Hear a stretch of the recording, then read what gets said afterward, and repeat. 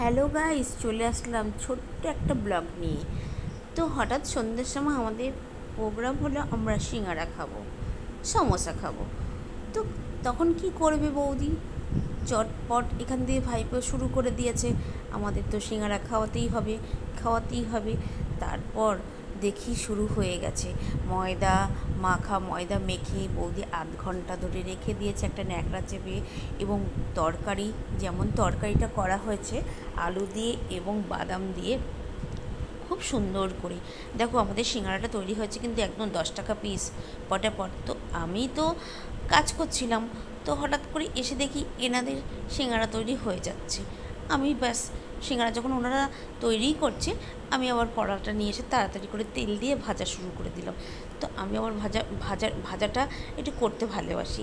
যাই হোক, তোমরা দেখছো daily blog with Dolly YouTube channel. অবশ্যই গাইস চ্যানেলটিকে সাবস্ক্রাইব করতে ভুলবে না যেন। আমার আরও নতুন নতুন ব্লগ আসছে, কিন্তু চটপট করে চ্যানেলটিকে সাবস্ক্রাইব করে দাও, পাশে থাকা ছোট্ট বেল আইকনটাও ক্লিক করবে।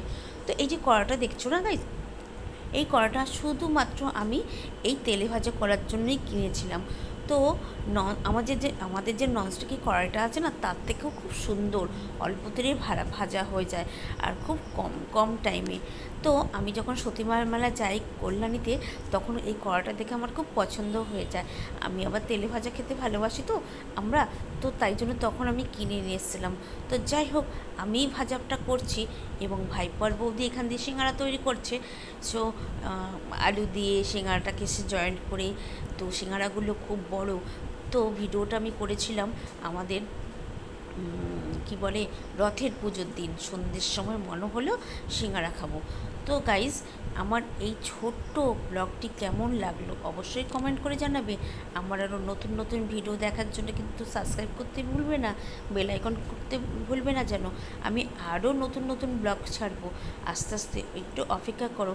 তো দেখো আমার সিঙ্গারাগুলো কেমন হয়েছে, কমেন্ট করতে কিন্তু ভুলো না। খুব টেস্টি হয়েছে, খুব টেস্টি।